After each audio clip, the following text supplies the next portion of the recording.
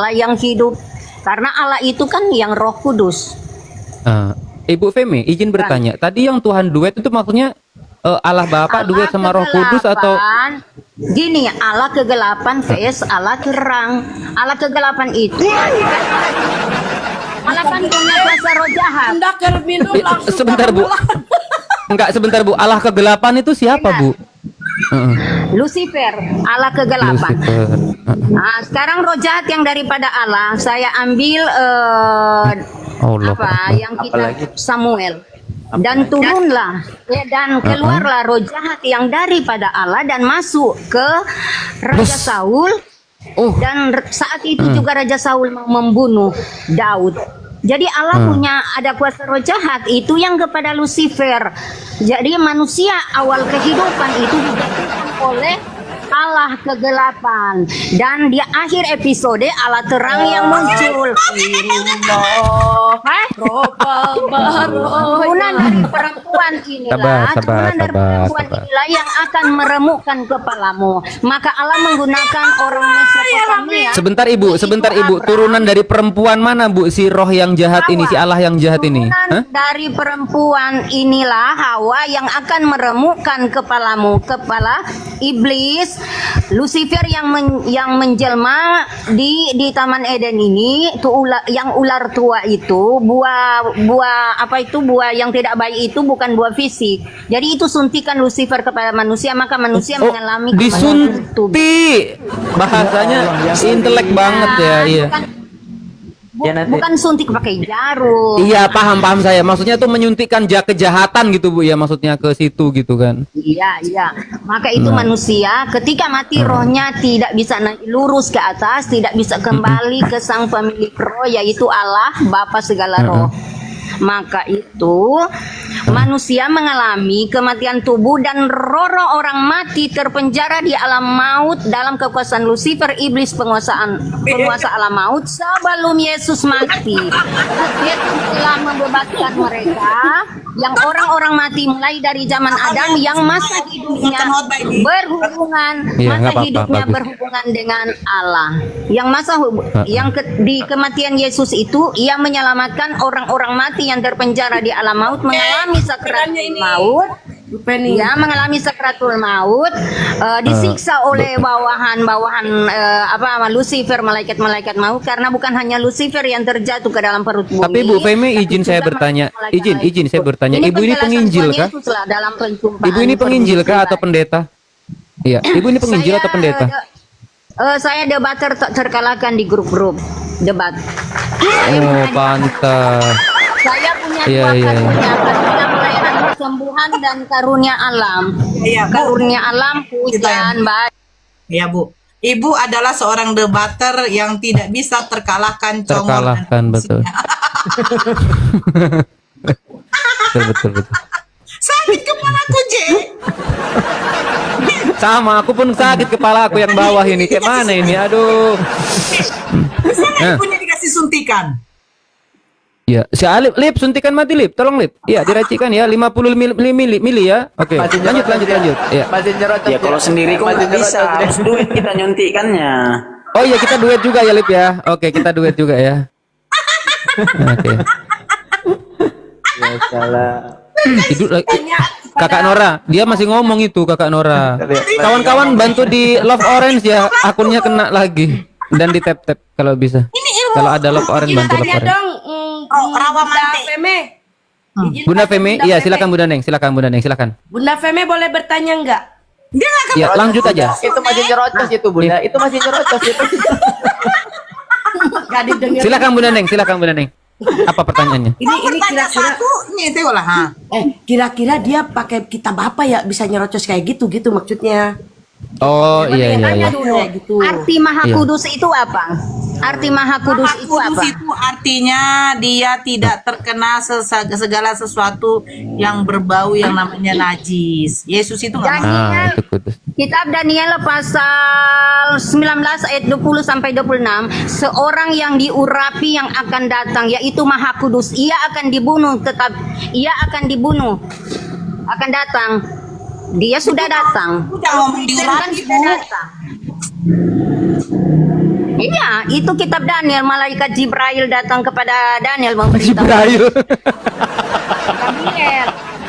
Kak Jibril. Gabriel, kamu kan mengganti Oh, nama perpaduan. Gabriel Iya, iya, menjadi sinkritisme. Jibril. Tuhan Yesus Iya, iya, bilang iya. yang Maaf, datang di maaf. Goa Hira Saya tanya, Bu. bukan Gabriel, Oke, bukan oke. Jibril. Saya tanya, Bu. Ini perjumpaan pribadi. Ibu, saya tanya. Nabi-nabi itu menubuatkan kematian Tuhan apa kematian Nabi? Kematian Nabi. Iya, yang dinubuatkan kan ini Yesus kan, yang dimaksud. Tuhan kan tidak akan mati. Tuhan kan roh. Roh manusia saja tidak mati. Kenapa Tuhan mati? Kenapa Tuhan itu roh pun dia akan Tapi mati? yang mati di kayu salib ini siapa, Bu? Anak manusia akan diserahkan ke dalam tangan orang berdosa dan ia akan dibunuh, tapi Nggak pada usah hari panjang-panjang, ketiga ia akan Bu, gak usah panjang-panjang, nanti saya suntik mati pula, Ibu. Yang Ya, mati, anak manusia bukan Tuhan. yang mati di kayu salib ini gelarnya sebagai apa? Manusia. Anak manusia, dia kan punya dua natur, anak manusia dan anak Allah. Yang mati di kayu salib ini gelarnya apa, Bu? Anak manusia. Anak manusia itu Tuhan Yesus kan sudah bilang, anak manusia Ini kan akan bilang diserahkan. Tuhan. Gimana sih? Dia kan saat berbicara itu dia roh Allah masih di dalam tubuhnya. Allah keluar sejak di Taman Getsemani. Keluar dari Kan mana, dia Bu? berbicara sinkronkan, anak manusia akan Mana diserahkan. ayatnya, Bu Feme? Mana Anak- ayatnya? Gini Bu, Ibu harus sinkronkan, anak manusia akan diserahkan. Sinkronkan, Berarti Bu Allah Fema. dia sudah keluar. Maka Yesus Ada di kayu Bluetooth salib gitu loh. apa? Jadi harus dikoneksikan dulu, Ya disinkronkan. Allahku, mengapa engkau tinggalkan aku? Sejak kapan Allah tinggalkan Yesus? Aku nyalakan Sinkronkan Bu. Memang Tuhan Yesus bilang, tidak semua, belum semua ditulis di apa nama alat Bluetoothnya, Bu? Bu, namanya apa, Bu? Ada pas. Roh Kudus. Enggak. Roh Kudus. Jadi kita jelaskan, perjanjian Iya. lama berlaku sementara karena membahas hal kedagingan, perjanjian baru berlaku selama-lamanya membahas hal roh. Artinya di perjanjian baru membahas hal roh, tinggikan kuasa roh kita, jangan kuasa daging kita lebih tinggi dari kuasa roh kita. Karena Tuhan bertakhta di hati Buset. manusia, supaya Tuhan bisa masuk di hati manusia, tinggikan kuasa roh kita, jangan kedagingan kita.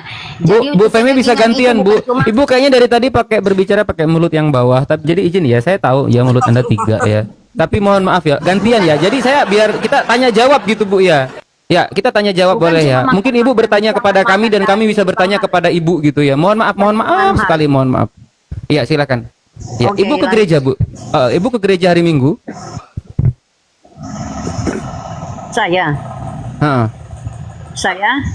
Heeh.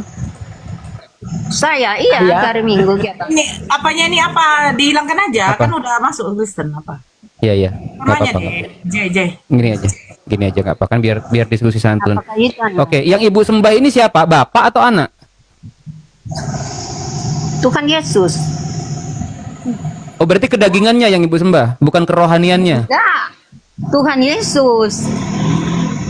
Di dalamnya kan Bapa, di dalamnya kan Roh Kudus, Firman. Jadi Yesus ini kemasukan rohnya Bapak gitu. Bagaimana, Bu? Minta tolong dijelaskan. Duduk di sebelah kanan Allah Bapa, bukan duduk fisik. Penjelasan Tuhan Yesus itu artinya setara. Setara. Dua Tuhan berarti. Allah yang keluar dari Bapa kan itu setara. Itu kan Bapa sendiri. Yang saya jelaskan tadi dari Bapak. Allah yang keluar Allah itu apa, Bu? Roh Kudus itu kan Allah. Roh Kudus itu kan Allah. Itu kan kuasa Allah yang keluar, Allah. Allah yang disebut Bapa. Ini kan Trinitas. Allah Bapa, Allah Anak, Allah Roh Kudus, Allah Majang. Allah yang disebut Bapa adalah sumber keluarnya firman dan kuasa, yaitu roh kuasa Roh Kudus. Yang saya jelaskan tadi, ini tiga ini adalah dari Bapa.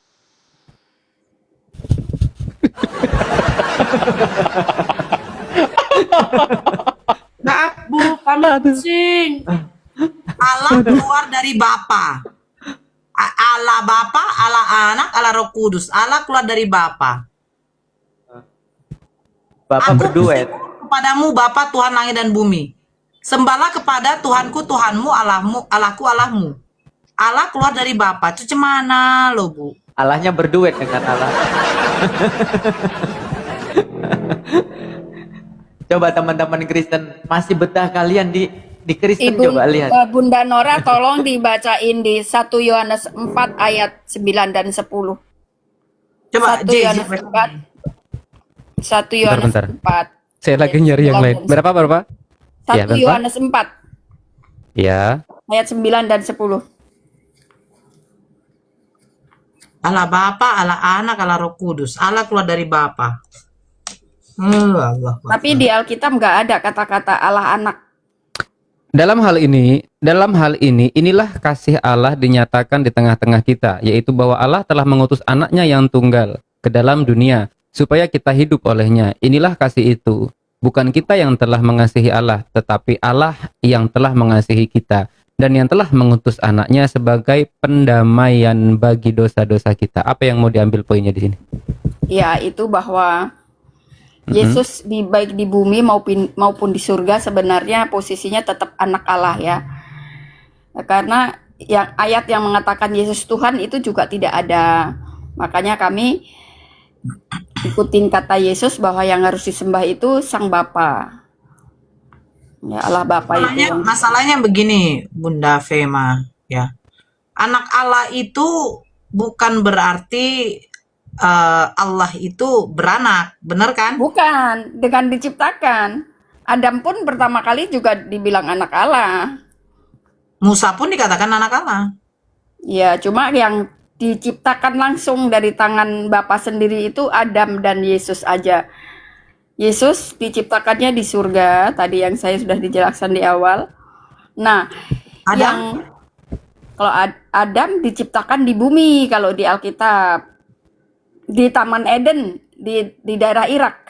Taman Eden itu diciptakan karena ada ayat-ayatnya bahwa sampai sekarang itu buktinya fisiknya itu masih ada sungai-sungai yang mengairi Taman Eden, yaitu Sungai Efrat dan Sungai Tigris sampai sekarang masih ada. Itu dulu diciptakan sungai-sungai itu untuk Kalau mengairi. saya tahu pemahaman Kristen, Adam diciptakan dari apa? Dari unsur-unsur debu dan tanah. Tanah yang ada di bumi ini, yang kita pijak ini. Ya, di Taman Eden. Astagfirullahaladzim. Loh, memang iya, emang ayat-ayatnya mengatakan seperti itu, bahwa Adam diciptakan dari unsur-unsur debu dan tanah, dibentuk lalu diberi nafas. Aduh ya Allah ya Rabbi. Di Taman Jadi Eden. debu dan tanah ini yang kita pijak ini yang menciptakan Nabi Adam. Ya, tapi ya kala itu kan memang Taman Eden baru aja dibentuk sama Yahweh, sama Bapak Yahweh itu. Pertama Dibentuk. kali yang ada itu Taman Eden. Pertama kali sudah ada bumi sudah ada. Tetapi Taman Eden itu diciptakan, dibentuk itu di daerah Irak. Nah, dari situlah setelah Ukurannya berapa tamannya? saya harus riset dulu, harus buka lagi ya, gak hafal ukurannya. Tetapi di sana dikatakan bahwa sungai-sungai itu namanya Sungai Gison, Pison, dan Efrat, dan Sungai Tigris itulah untuk mengairi taman tersebut. Oke, berapa lama penciptaan bumi dan langit? Selama 6 harinya Allah ya. 6 hari. 6 harinya Allah. Dari mana Mundur dikit nggak apa-apa, Bu. bahwa Mundur satu- dikit. Dari mana berhitung bahwa satu hari itu memakai apa berhitung satu hari itu, Bu? Kalau kita kan taunya kan dari matahari. Matahari muncul, dihitung. Kalau di Alkitab kan udah tertulis juga, ada jawabannya, Bunda. Ya, tertulis di mana, Bun? 1 Korintus, kok 1 Korintus? 1 Petrus 3 ayat 18. Itu Apa dikatakan? dikatakan bahwa satu harinya Allah itu sama dengan 1000 harinya manusia, 1000 hari manusia, 1000 tahun manusia. Jadi Nah, kalau 1000 tahun, kenapa dikatakan 6 hari? 6 harinya bagi Tuhan ya, bukan bagi manusia. Berarti 6.000 ya. Lah, iya betul. Berarti berarti kan butuh waktu sampai ribuan tahun untuk menjadikan langit dan bumi ini, betul kan? Iya, alam semesta ya. Oke. Kenapa bisa dikatakan hari Sabat itu adalah hari ke-7? Hari Karena Sabtu. selesainya Tuhan menciptakan langit dan bumi dan manusia. Paham nggak, Bu? 1 hari bagi Tuhan, 1000 tahun bagi manusia. Iya, betul. Benar? Nah, 6.000 tahun Tuhan menciptakan langit dan bumi. Kenapa pada waktu hari Sabatnya jatuhnya hari Sabtu? eh yang bilang hari Sabtu siapa? Loh. Perhitungan Yahudi hari Sabtu itu adalah hari Saya Sabat. bisa tunjukkan hari Sabat itu hari Sabtu. Oh, ikutan kalender Yahudi ya. Loh. Jadi kalender siapa? Masehi. Masehi kan Ya, belum ada. kalender Yahudi, betul. Emang Nah. kita pakai kalender Yahudi, betul. Nah, Ya, jadi memang. dari mana tahu bahwa hari Sabtu itu adalah hari Sabat? Sementara 1 hari itu 1000 tahun. Ya, di dalam perhentian setelah menciptakan langit dan bumi dan segala isinya itu langsung setelah 6.000 tahun manusia itu hitungan manusia itu ya masuk ke hari ke-7 itu ya memang hari peristirahatan setelah menciptakan langit dan bumi dan segala Nah, isinya. kenapa hari Sabtu, Bu? Iya, karena hitungan hari seperti itu. Loh, kalau gitu hari pertama saya tanya itu hari apa? Senin, Selasa, Rabu, Kamis, Jumat. Senin ya, untuk Masehi ya. Hitung dulu. Minggu, Bu. Senin, Selasa, Rabu, Kamis, Minggu, Bu. Jumat, Sabtu. Minggu ke-7. Iya, hari Sabtu kan hari yang ke-7, berarti hari Minggu duluan. Iya, hari Minggu ya, hari Nah, Minggu ya. pertanyaan saya. Nah, hari Minggu kalau diciptakan mulai pertama, berarti kan 1000 tahun nih. Hari kedua. Kan coba kita baca di dalam Kejadian 1 deh, kita buka deh. Paham Ibu ya, biar paham ini ya. Kejadian 1.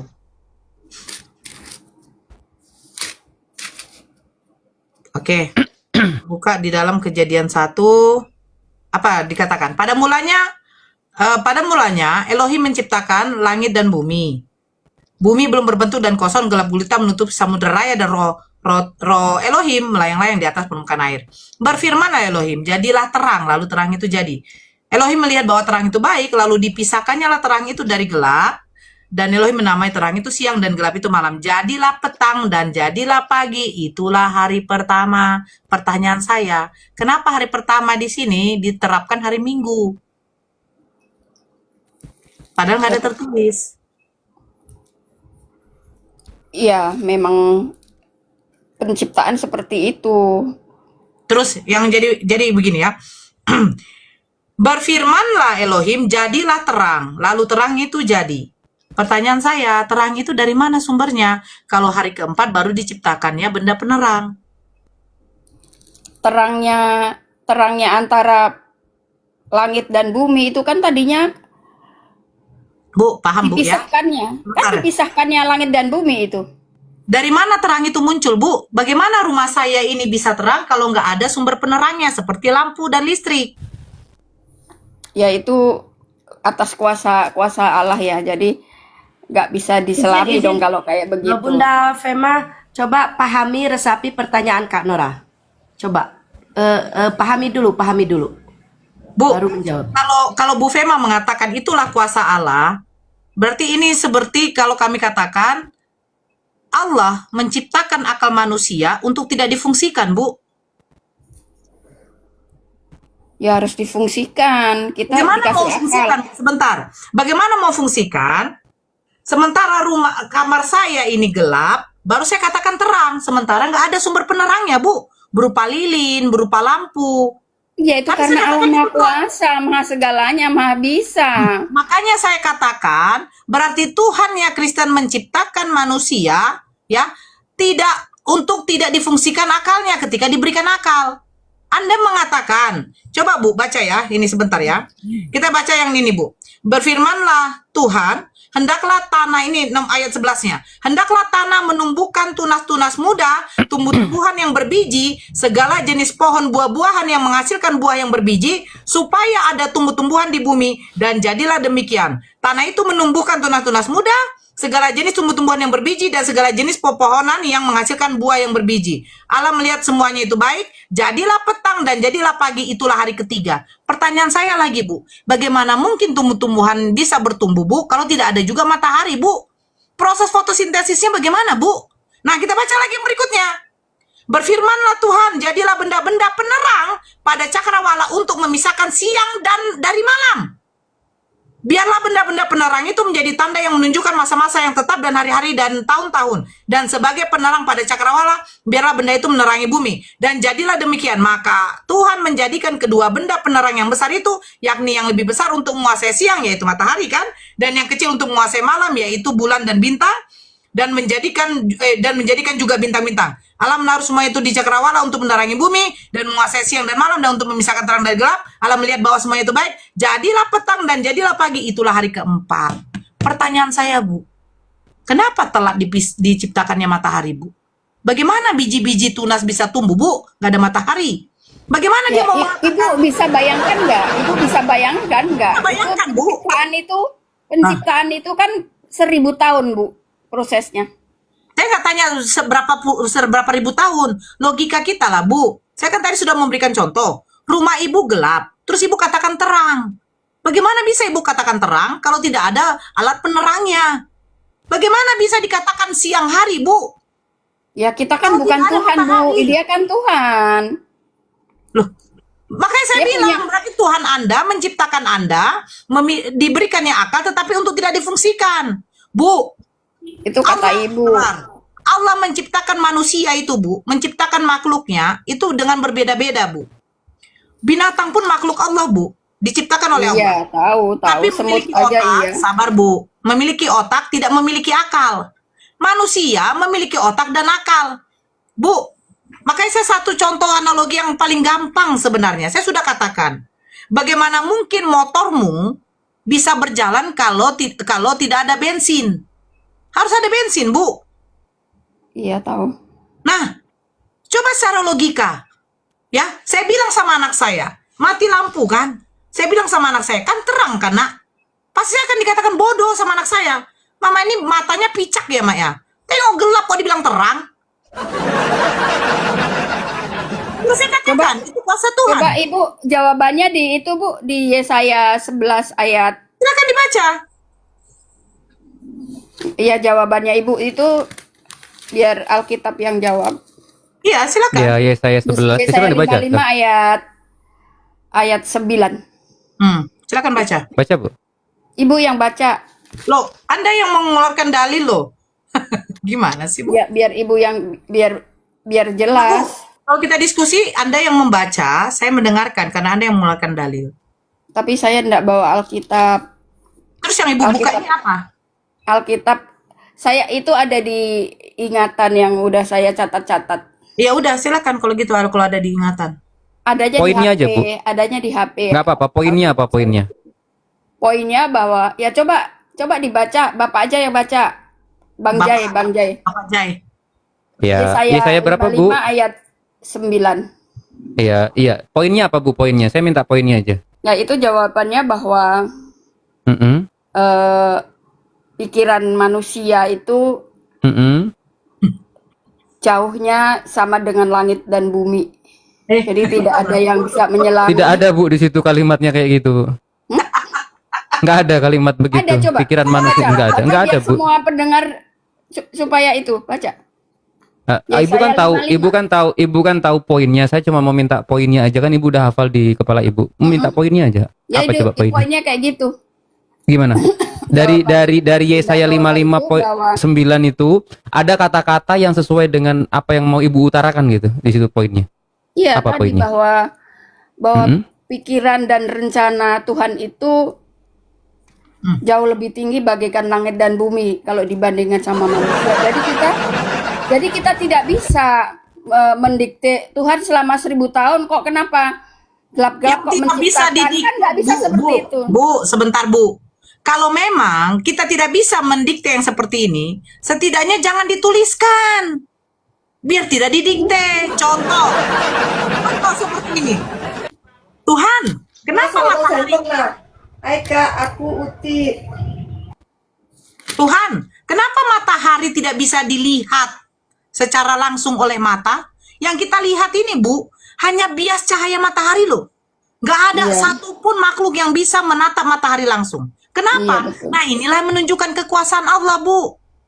Tetapi ketika Allah menerangkan tentang penciptaan, berarti Allah di situ menyuruh manusia untuk berpikir.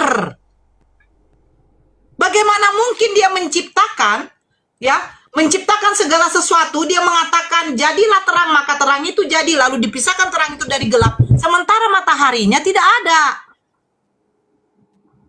Ya kan nggak gelap gulita Bu kan. Aduh Sedangkan Bu, bacalah Bu. Makanya saya bilang ini Kristen ini nggak baca Bibelnya Lagi, ya. begini ya, itu Diam dulu, Bu. kuasa Allah kita nggak Sebentar, Bu. bisa Bu, kita nggak bisa Bu, itu kuasa Kita Allah sapa Bu. dulu tamu yang satunya lagi. Bang Bentar Indra, ya. Bang Indra, Muslim apa Kristen Bang? Islam, Bang Indra Islam itu. Oh Masya Allah. Biarkan aja Bang, di situ. Ya. Tundul ya. Ini ya Bu ya. Ibu bilang.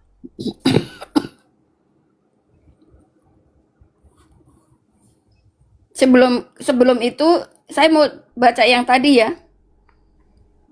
Seperti langit dan bumi tingginya daripada bumi. Tunggu, pakai kacamata dulu. Seperti langit lebih tinggi dari bumi, jalanku, kata firman Allah, lebih tinggi daripada jalan kalian, dan pikiranku lebih tinggi daripada pikiran kalian. Itu bukan poin ke situ Bu. Kalau Ya pikiran itu, lebih kalau tinggi, itu enggak lah, Bu. jawabannya, kenapa kok penerang kok baru hari keempat, hari ketiga baru diciptakan benda-benda penerang. Kenapa Kak? Udah umur 2000 tahun, ya kan? Udah diciptakannya kok baru ada penerang. Syukran, Kan Bu. itu tadi pertanyaannya Bunda Nora. Nih ya Bu, baca nih Bu. Di dalam Kejadian 1 Bu. Tadi kan. Ibu bilang katanya bukan terang. Pada mulanya Allah menciptakan langit dan bumi belum berbentuk dan kosong. Gelap gulita menutupi samudra raya. Gelap gulita Bu. Iya, tapi tetap kan maha kuasa, pasti bisa lah. Buktinya Bu, terbukti kalau jadi begitu begini. begini Bu. 1 tambah 1 berapa Bu? Kenapa kok begitu ya? Ya, enggak begini Bu. Akal itu diberikan oleh Tuhan agar kita bisa memfusikan.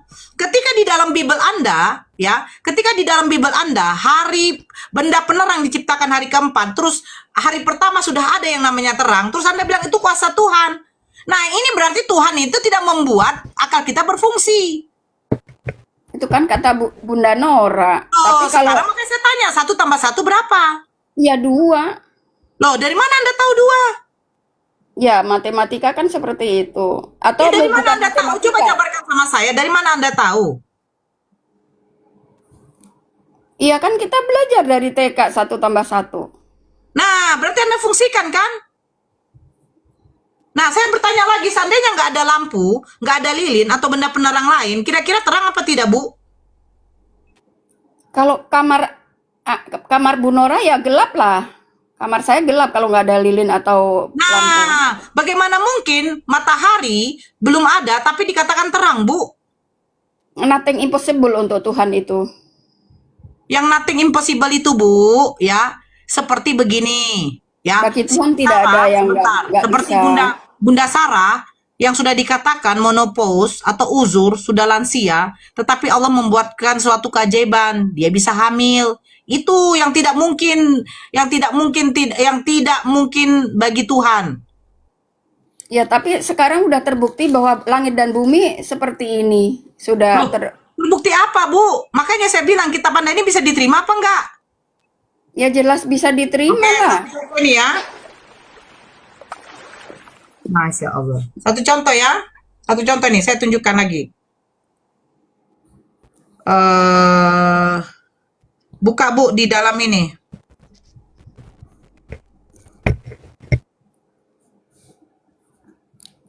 Kejadian 8 nomor 21 Bu. Ini ya. Bisa nggak diterima kali ini? Kejadian 8 nomor 21 saya bacakan. Ketika Tuhan mencium persembahan yang harum itu, berfirmanlah Tuhan dalam hatinya, aku takkan mengutuk bumi ini lagi karena manusia, sekalipun yang ditimbulkan hatinya adalah jahat dari sejak kecil, dan aku takkan membinasakan lagi segala yang hidup seperti yang telah kulakukan. Pertanyaan saya, Bu. Kejadian ini kan kitabnya Musa. Dari mana Musa tahu Tuhan berfirman dalam hati bunyinya seperti ini, Bu? Ya kan diilhami, dituntun, dibimbing. Ya, Alkitab, nanti dulu saya jelaskan Bu, Alkitab itu yang menulis 40 pria-pria. Paham nggak sih Bu? Paham nggak sih Bu? Musa ini Tuhan atau manusia sebenarnya? Manusia yang diberi Nah, dia tahu dari mana Tuhan berfirman dalam hati bunyinya seperti ini, Bu? Ya kan dibimbing dia, penulisannya itu dibimbing sama Tuhan. Bu, Tuhan berfirman dalam hati. Ibu berkata-kata dalam hati, tiba-tiba saya ngomong, saya tahu. Dari mana saya tahu, Bu? Ibu bilang diilhami. Yang namanya diilhami, Bu, ketika Tuhan langsung berfirman. Itu yang diilhami, Bu. Iya, dibimbing. Nah, Tuhan ini berfirman dalam hati, dia ngomong di dalam hatinya, Bu. Ya diperintahkan untuk nulis begitu. Bu, langsung dia tulis ketika Tuhan berfirman dalam hati. Coba Anda baca deh. Gimana Ibu ini? Tuhan berfirman dalam hati. Ketika Tuhan berfirman, mencium persembahan itu, berfirmanlah Tuhan dalam hatinya. Aku akan mengutuk bumi. Aku tidak akan mengutuk bumi. Dari mana Musa tahu? Perkataan Tuhan itu seperti ini. Orang dia ngomong dalam hati kok.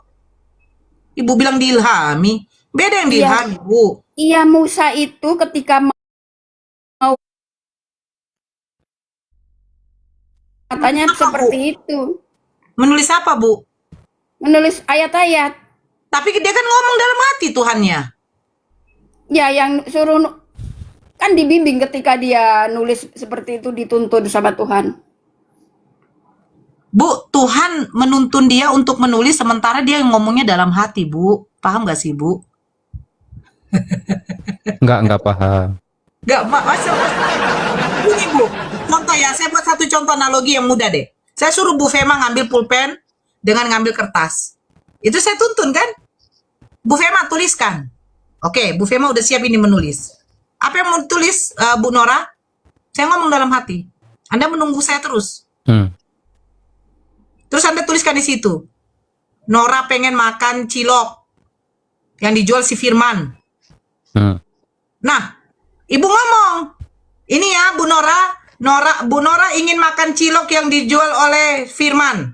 Loh, Ibu tahu dari mana? Kan saya ngomongnya dalam hati.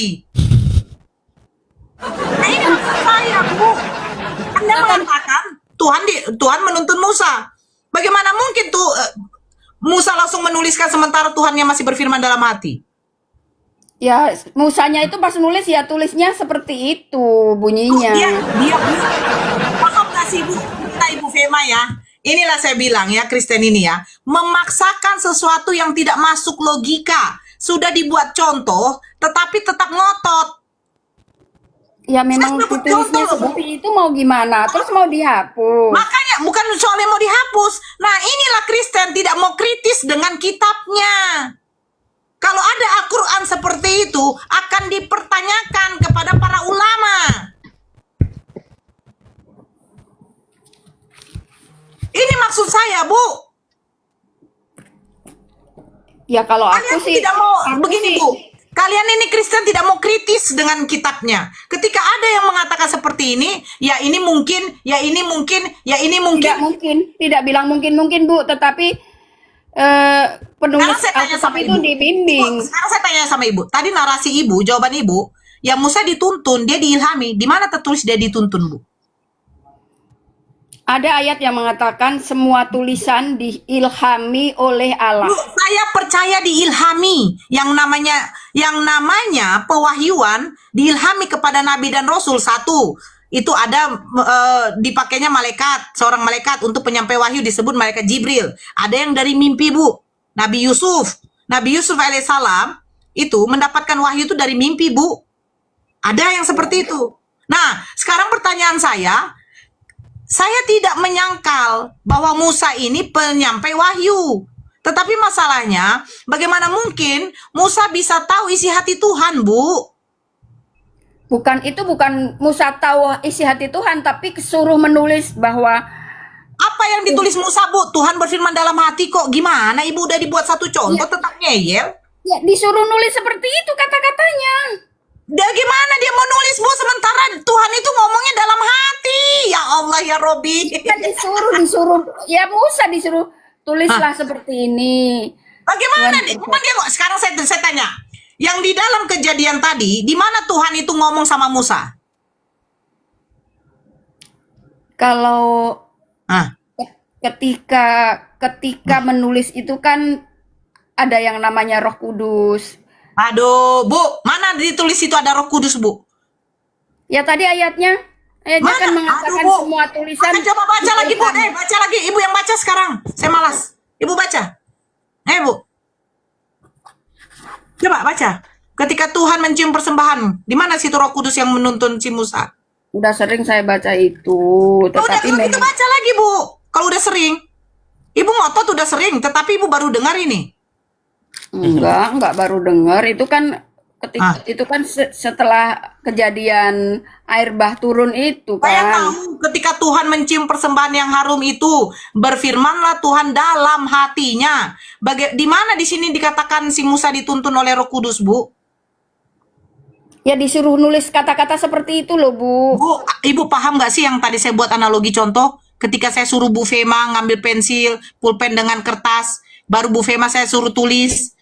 Saya tapi ngomongnya dalam hati. Apa yang mau Ibu tulis kalau saya ngomong dalam hati, Bu? Sama seperti ini. Tuhan berfirman dalam hatinya. Paham nggak sih, Bu? Kok lucu Ibu ini ya? Ya orang Musa disuruh nulis begitu ya kita baca aja.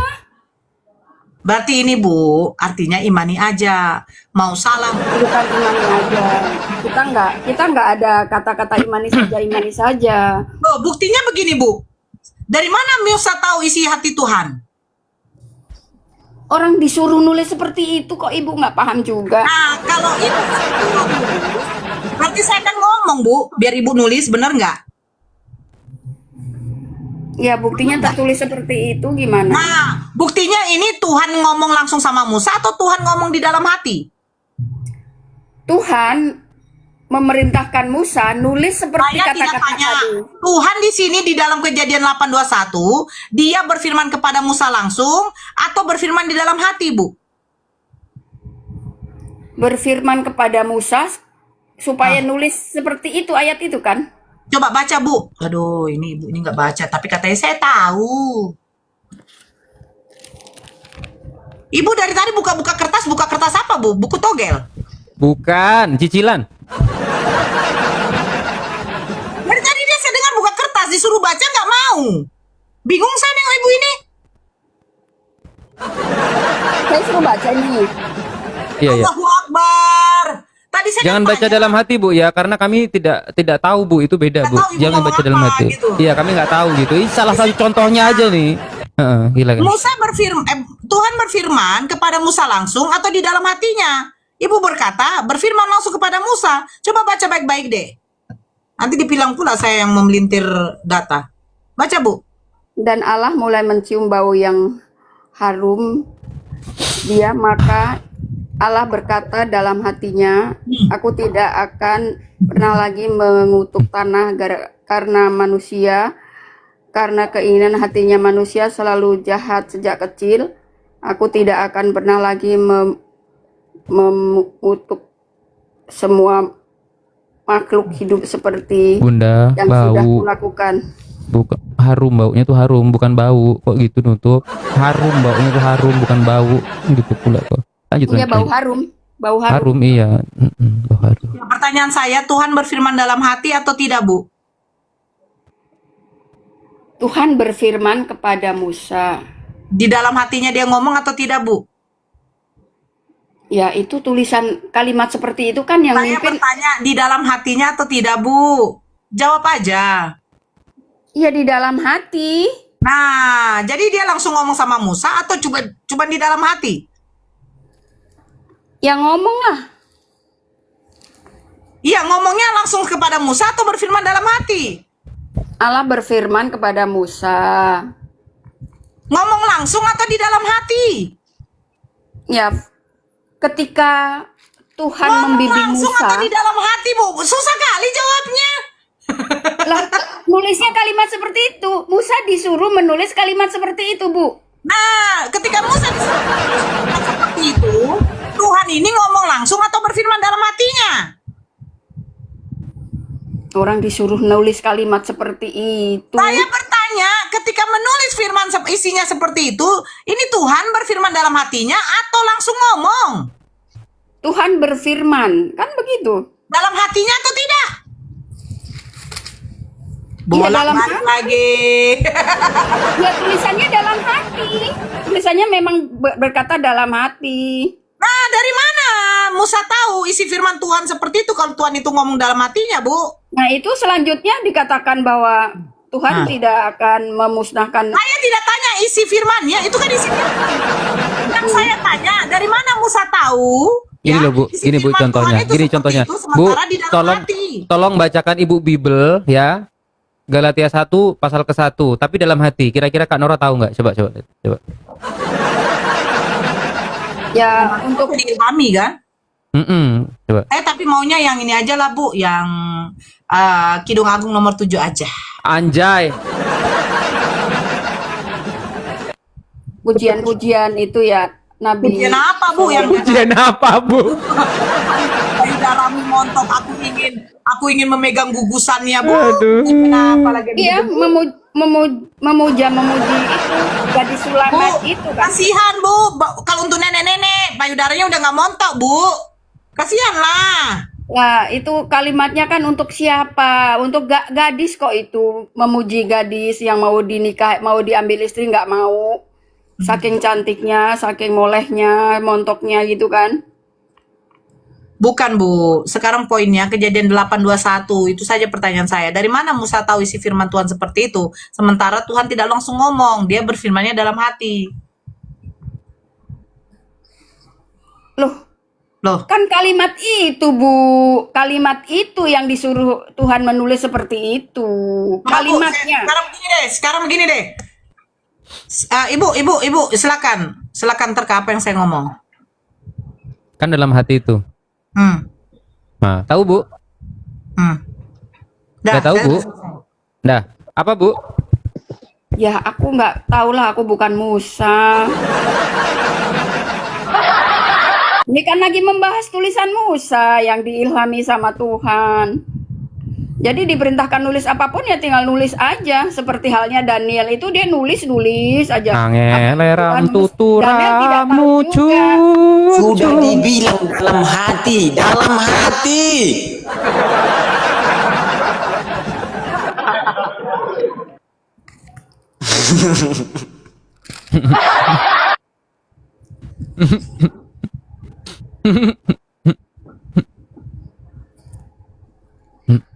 Ya, Ibu dari Deno mana, Bu?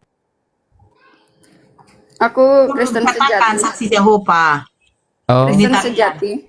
Kristen sejati Unitarian. Bapak-bapak, ibu-ibu, dengarkanlah suara saya di dalam hati. Aku tahu. Dengarkan suara hatiku. Izinkan cinta. Bentar. Aku tahu, bentar. Hah? Aku tahu. kau lagi merindukan si gondrong kan? Aku tahu. Iya kan? Aku tahu. Kamu salah. Kamu salah, Vergudo. Kamu salah. Ya. Salah, Roma. Oh iya. Baik, Ani. Lanjut. Coba Kanora ngomong lagi, aku tahu deh. Aku tahu. Coba Kanora ngomong. Aku tahu deh. Aku Dah. tahu. Nah, udah. Apa? Apa aja? Nggak tahu Bunda Neng ini lah kresek-kresek gitu loh. Kak Fema lagi baca apa itu? Enggak, aku tahu deh. Dia itu pengen teriak-teriak nyanyi wow gitu sekencang-kencangnya. Wow, what happened gitu loh.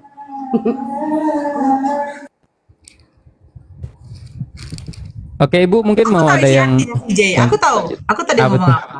apa? Aku tahu. Coba. Apa coba? Cukup aku dan Allah yang tahu, J. Suka-suka mula. Ibu Fefe mah, astagfirullahaladzim, ya Allah, maaf Bu, ya Allah, maaf Bu, maaf. Silakan Bu. Ya, kenapa? Ya gimana? Kesengajaan. Maaf Bu, ya sengaja tadi. Ya Ibu silakan.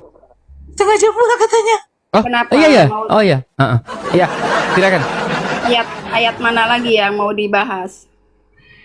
Selain kejadian 1 ayat 1. Saya Silakan, rasa Kakak Nora. dari 2 data itu aja saya rasa udah tidak perlu lagi kita bahas yang lain lagi tambah kacau. Kalau dipelajari, dibaca dengan seksama nggak ada yang kacau, Bu. Oke, Matius 27 coba buka, Bu. Ayo Bu, dia ada Bible kok itu. Iya, Matius 27 Ibu baca dari mulai data nomor 50 sampai 53. Silakan baca, Bu. Ayo, Bu. Matius 27. yang sudah ada Bang Jai aja. Nah, silakan Ibu aja dulu. Ibu Nanti aja kan Ibu ini. Kita karena nanti Ibu kita dari ini. tadi kami bacakan kayak seolah tidak apa. Ujungnya Ibu yang jadi baca sendiri. Saya sudah hafal itu, Bu. Matius 27 nomor 50 sampai 53.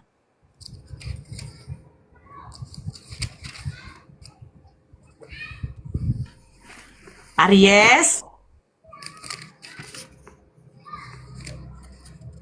Aries, diam Aries. Jawablah kamu dengan hati. 50 sampai 53. ya Iya. 50 sampai 53. Lalu Yesus berseru lagi dengan suara keras dan meninggal. Tiba-tiba tirai di tempat suci robek menjadi 2 dari atas sampai ke bawah, dan bumi berguncang dan bukit-bukit batu terbelah. Makam-makam pun terbuka dan banyak jenazah dari orang suci yang sudah tidur dalam kematian terlempar keluar. Dan Ngeri kali Bu. dilihat oleh banyak orang setelah Yesus dibangkitkan, orang-orang yang berada di dalam daerah makam-makam itu masuk Nah, ke ke kota dalam suci. kota kudus, ya kan? Oke. Pertanyaan saya, Bu. Ya. Sekarang di mana orang-orang soleh yang sudah pada bangkit pada waktu itu, Bu? Ke surga. Dia masuk ke kota kudus, Bu. Ke surga pula kata Ibu. Ya, jadi kalau gini, kalau di Bible sebenarnya yang masuk surga itu hanya orang-orang kudus atau orang-orang suci saja. Tapi katanya baru Yesus yang ada di surga, Bu. Yesus, penghuni surga itu awal-awalnya adalah Yesus, Allah Bapa dan para malaikat. Itu keluarga Allah di surga itu ya. Nah, sekarang saya tanya, orang-orang soleh yang pada waktu itu bangkit, itu kemana, Bu? Ke surga. Ada saksi? Ada ayatnya. Bukan, orang-orang soleh yang dituliskan oleh Matius itu kan pada bangkit semua, Bu. Siapa saksi yang melihat orang-orang soleh itu, Bu? Kalau bangkit itu kan bukan tubuh seperti ini, Bunda. Jadi yang bangkit ini apanya, Bu? Ketika masuk surga itu adalah rohnya. Saya tanya yang bangkit yang dari kubur yang di dalam Matius tadi. Ya, bangkit seperti Yesus kan bangkit juga masih kelihatan, sama masih kelihatan bisa Nah, seperti itu. siapa saksi yang melihat orang-orang soleh pada waktu itu bangkit, Bu? Ya, orang-orang pada waktu itu ya di sana lah, bukan yang pada zamannya waktu itu ya. Ya Pada siapa? pada zamannya ya pasti ada saksi lah. Nah, cerita Matius ini apakah sama dengan Markus, Lukas, Yohanes, Bu? Ya, Matius, Markus, Lukas, Yohanes itu adalah 4 Injil yang Sama apa tidak? menulis tentang Yesus, semua Oke, tentang pertanyaan Yesus. saya. Di mana Lukas, Yohanes dengan Markus juga menuliskan terjadinya kebangkitan orang-orang soleh?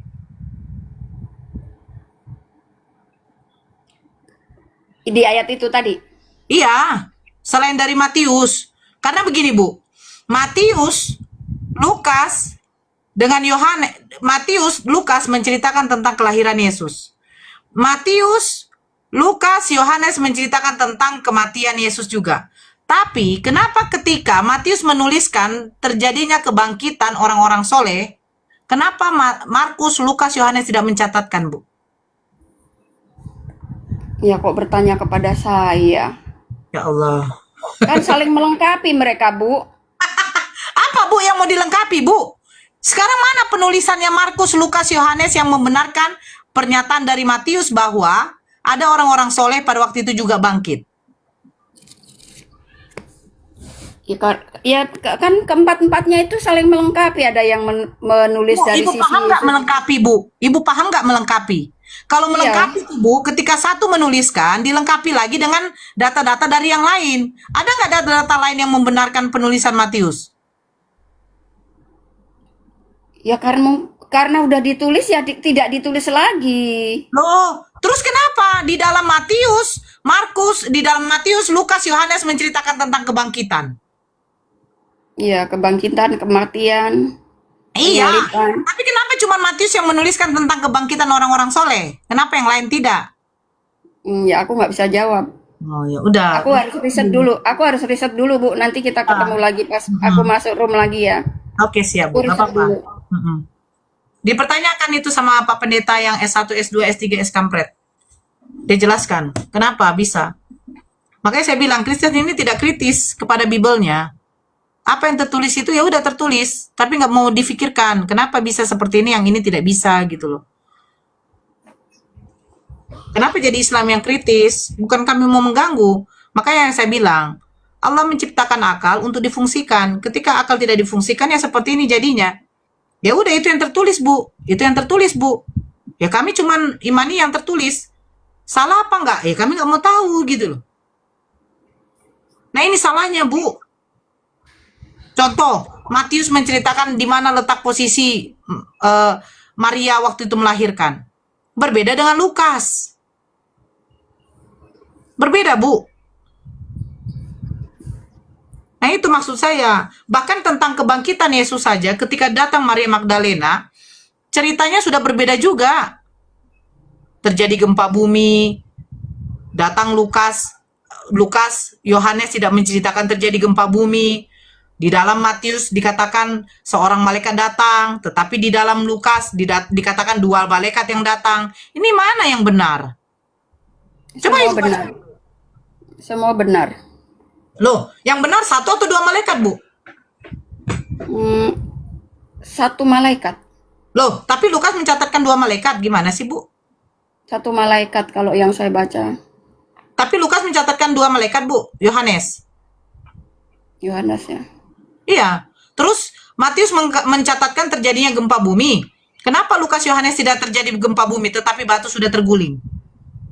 Di dalam Matius dicatatkan katanya malaikat yang menggulingkan batu. Tetapi di dalam Yohanes dikatakan batu itu sudah diambil. Ini gimana ceritanya, Bu? Dan malaikat sudah ada di dalam. Makanya, digulingkan. ya yang benar digulingkan atau terjadi gempa bumi dulu, Bu? Gempa bumi itu ketika Yesus setelah 1 jam sampai 3 jam mati, baru itu gempa bumi yang Oke, disaksikan seperti ini, oleh Bu, ya. serdadu-serdadu Romawi yang menyaksikan. Oke, Bu, baca ini, Bu. Kita nggak usah apa deh. Saya mau pakai data aja, Bu. Matius 28. Nah, setelah hari Sabat lewat, menjelang menyingsingnya fajar pada hari pertama minggu itu, pergilah Maria Magdalena dan Maria yang lain menengok kubur itu. Maka terjadilah gempa bumi yang hebat, sebab seorang malaikat Tuhan turun dari langit dan datang ke batu itu dan menggulingkannya. Nah, ini ya, itu dalam Matius. Sekarang kita lihat di dalam Yohanes, Bu.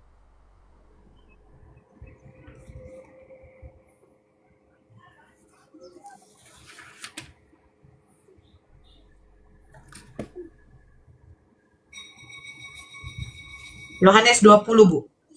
Kita baca. Pada hari pertama minggu itu, pagi-pagi benar ketika hari masih gelap, pergilah Maria Magdalena ke kubur itu. Ini hanya Maria Magdalena. Dan melihat bahwa batu telah diambil dari kubur. Tidak ada terjadi gempa bumi, Bu. Tidak ada datang malaikat untuk menggulingkan. Ibu paham nggak arti kata diambil? Bedakan diambil, bedakan diguling. Kalau diguling, Bu, ini saya gulingkan. Kalau diambil, Bu, ini saya ambil. Nah, di dalam Yohanes 20 apa dikatakan? Pergilah Maria Magdalena. Ini Maria Magdalena saja. Ke kubur itu dan ia melihat bahwa batu telah diambil dari kubur.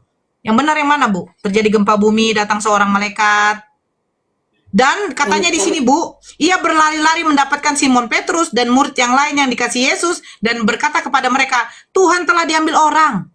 Sementara di dalam Matius tadi, Bu, tidak ada Maria Magdalena lari kepada Simon Petrus. Mana yang benar, Bu? Empat-empatnya benar, nggak ada yang salah. Matius, Markus, Bu, Lukas, satu Yahya contoh, itu. Bu. Satu contoh begini, Bu. Ya, ini saya membuat satu perumpamaan contoh lah. Suami saya. Ada 3 orang mengatakan begini, Bu. Bu Nora, saya melihat suami ibu kemarin di dalam mall bersama perempuan lagi makan. Terus yang kedua, Bu Nora, saya melihat suami ibu kemarin ya di depan mall lagi duduk berdua sama perempuan. Yang ketiga, Bu Nora, saya melihat suami ibu di parkiran mall bersama seorang perempuan ya lagi di samping mobil. Intinya apa di situ? Laki saya bersama seorang perempuan. Posisi tepatnya sebenarnya di mana? Di dalam mall, di luar mall, atau di parkiran?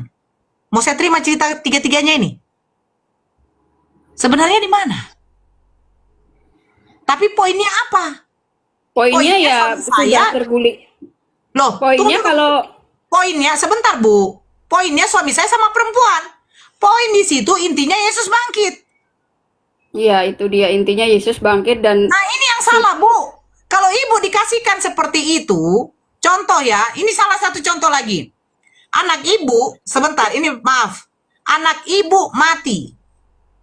Saksi pertama mengatakan dia dibunuh pakai pisau. Saksi kedua mengatakan dia dipukul pakai benda tumpul.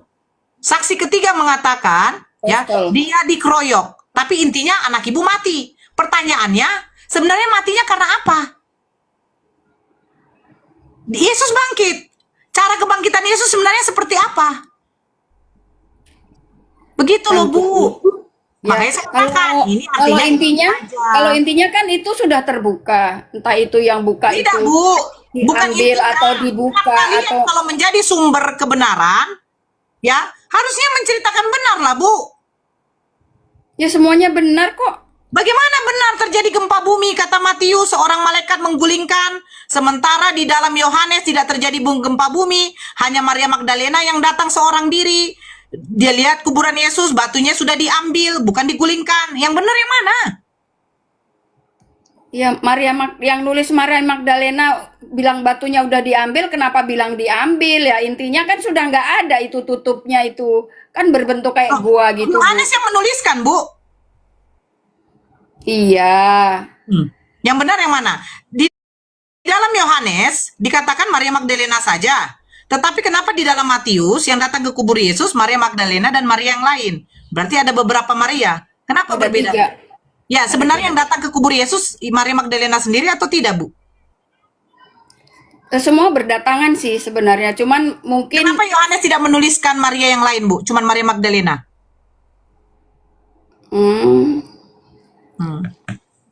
Jangan bilang, Bu, semuanya sebenarnya.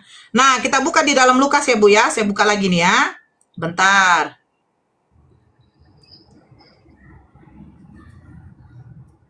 Ini kita buka, Bu, di dalam Lukas. Ini yang lucunya lagi, Bu. Lukas 24.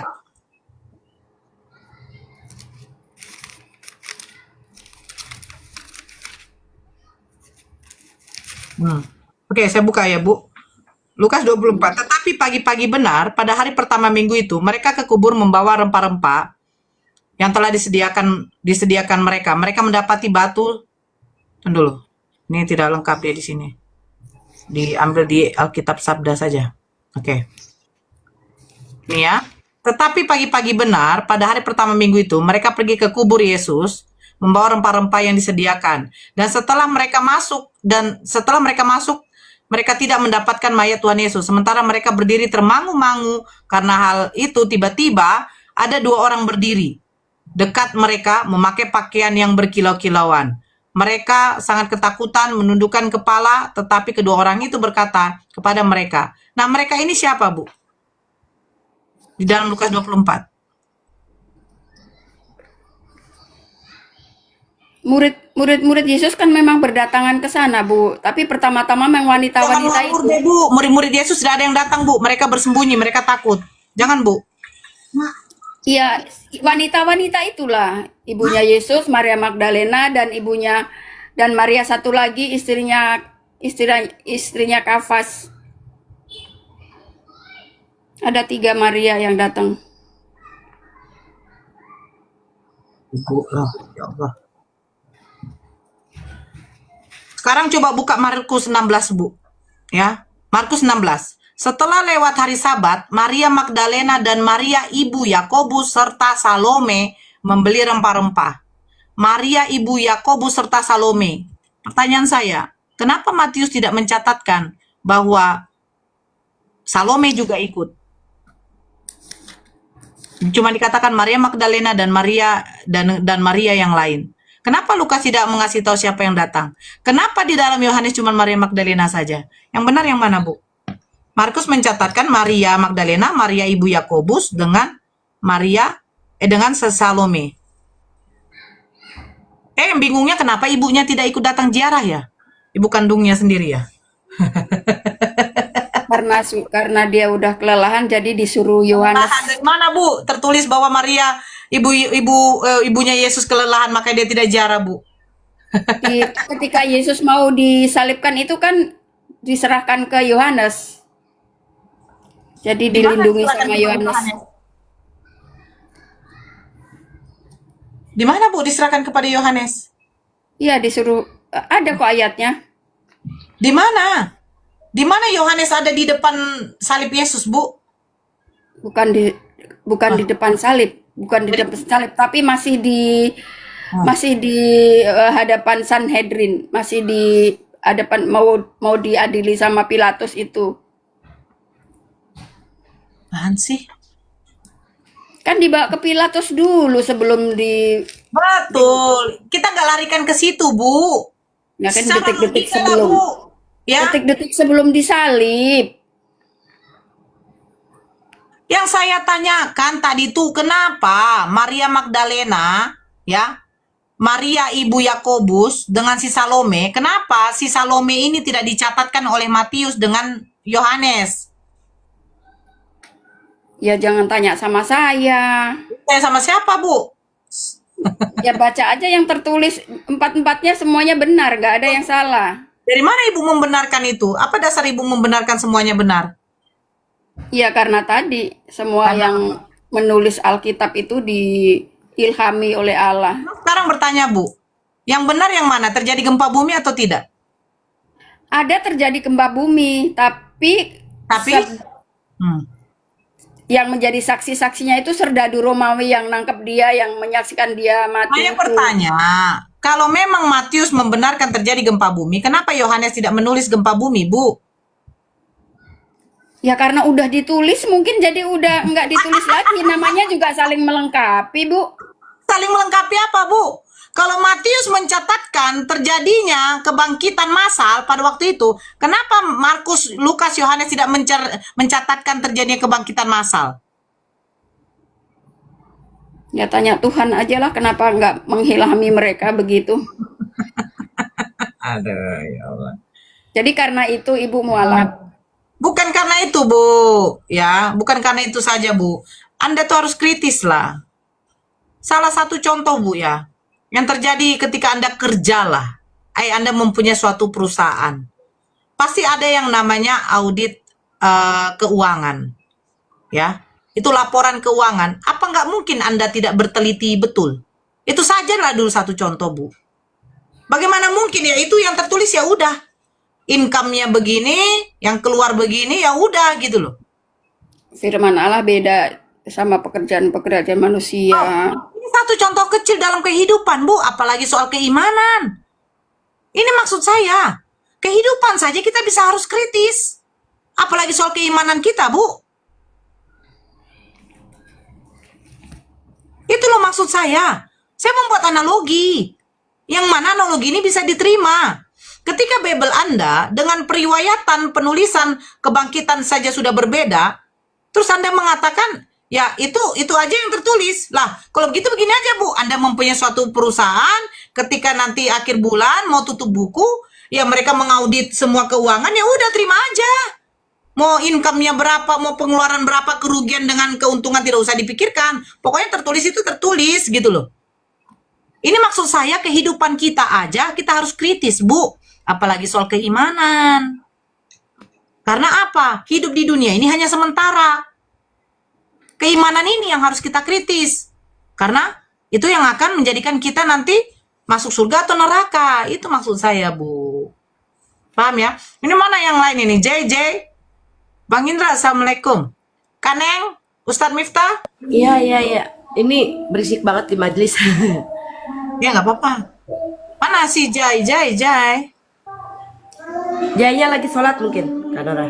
Ya aku agak lelah. Ini Kak Fema, sebetulnya pernyataan Kak Nora bisa dimengerti ya, bisa masuk akal, akan tetapi mungkin pemahaman Kak Fema itu belum paham betul gitu ya, apa yang dilontarkan tadi oleh Kak. Paham kok, aku paham kitabku. Oh gitu Kalau ya. nggak paham ya aku nggak usah beragama Kristen dong. Oh gitu Jangan ya, jadi- Kak. jadi Tapi murid Yesus. tadi pas ininya apa jawabannya itu agak gimana gitu ya, nggak masuk akal gitu. Jadi maksudnya nggak sinkron gitu loh, Kak. Ya nggak bisa seperti itu karena kita percaya bahwa Alkitab itu kebenaran dan mutlak isinya ya, ayat-ayatnya semua. Jadi kalau yang tertulis itu ditulis cuman seperti dibaca satu ayat, tetapi ternyata itu kejadiannya yang sebenarnya 1000 tahun, waktu kejadian 1 ayat 1 itu kan 6000 tahun lamanya penciptaan. Nah seperti itu kan nggak bisa sebenarnya dibayangkan oleh manusia, pikiran Tuhan itu. Tapi kan nggak mau dijawab Baik. begitu kan, nggak mau, tetap nggak mau. Baik, Kak Pema, masih mau berlanjut kita beri sholat maghrib dulu, Kak. Iya, silahkan. Saya pamit juga ya. Terima kasih. Nanti saya mampir lagi. Baik, terima kasih Kak Pema, terima Ya, kasih sekali. sama-sama. Jangan kapok ya, nanti kita berdiskusi kembali. Terima Nggak kasih apa-apa. ya. Kak Pema. Kita senang kok bertukar pikiran. Terima kasih. Selamat sore. Sore, iya. Untuk yang lainnya teman-teman, ini berisik ya saya di majelis. Kang Ustadz,